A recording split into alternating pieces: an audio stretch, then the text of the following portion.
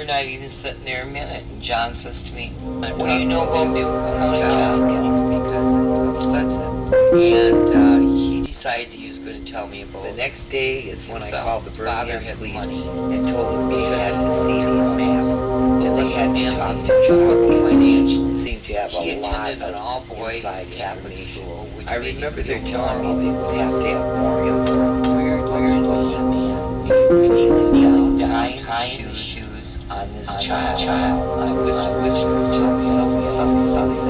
She said that's her father.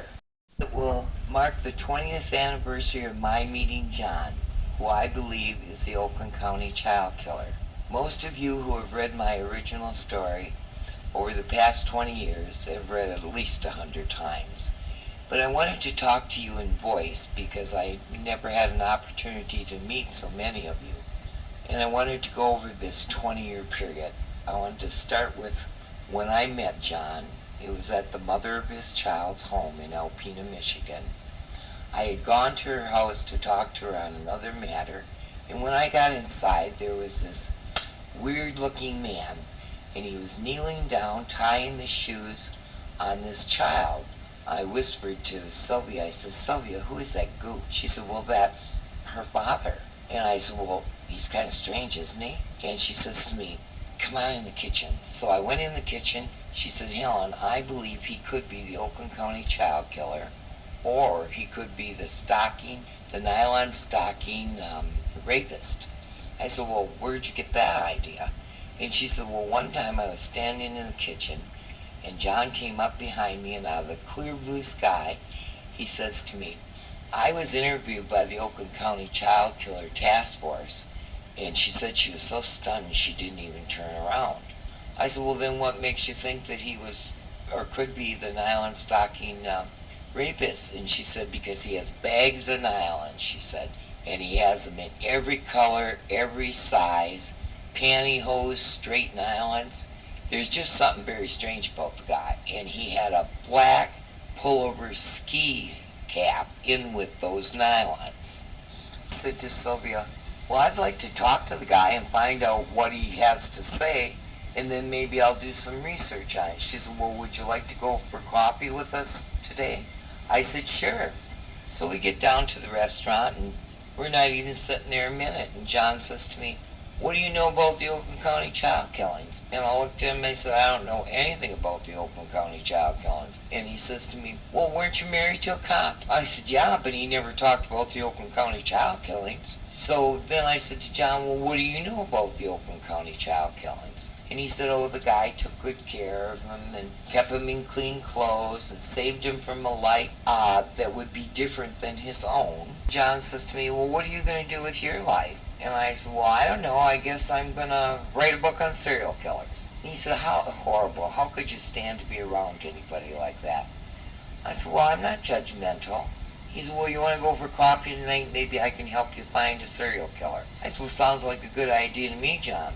So I stopped and picked John up at his apartment that night. We went up to the other big boy. We normally went to the one on Chisholm Street. So we got in there, and we're sitting there, and he's just acting like he has something to tell me. He has something to tell me. So he starts off by telling me about Mark and Jill and Chris and Tim, and he knew all the schools they had attended. He knew their mother and father's names.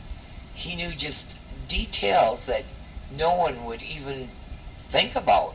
So I knew he wasn't getting this from any newspapers or TV reports. I didn't realize how hard this is to do without any notes in front of you. Anyway, at the end of the week I had said to John, I said, what do you think the killer's motive was? He started telling me he felt the killer was inadequate socially, most likely couldn't get a girlfriend, and wound up doing odd jobs like washing dishes. He couldn't get a higher education, felt he was cheated out of his rightful place in society, and I realized at some point in the conversation John was no longer talking in the third person, not in the second person. He was talking in the first person. Next day John and I went for coffee again, and he seemed awful irritated. So I thought, well, we best not talk about the Oakland County child killings because it upsets him. and he decided he was going to tell me about himself. His father had money because he owned 2 homes, but let the family struggle financially. He attended an all-boys Catholic school, which made him feel more out of place. Something happened at that school. A boy was found dead, and there was rumors of sexual assault. As John told me about this, I felt he had been sexually assaulted. Also, a boy that was his friend fell off a water tower to his death. John was present when it happened. My thought at the time, by seeing John's emotional reaction and everything, is that John pushed him. He didn't go to the funeral, but his family did. Just prior to the first murder, John's first girlfriend that he had hoped to marry dumped him because he was broke, with no prospects. Then that he started thinking more about the injustice social and financial class systems and how he was a victim of it all. He wanted to cause the upper class deep and permanent pain.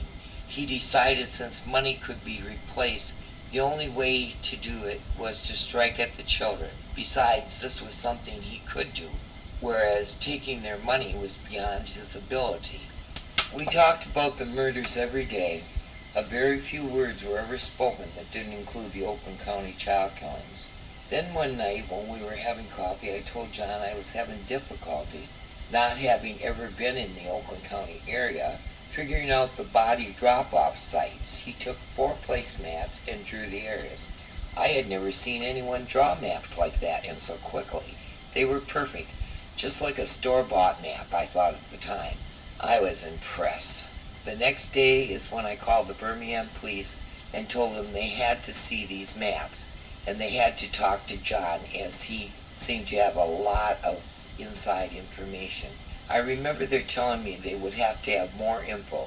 So that night at coffee I told John, I don't think you are the killer, and you need to give me some information about each of the kids that only the killer and the police and the family would know. He said, are you nuts?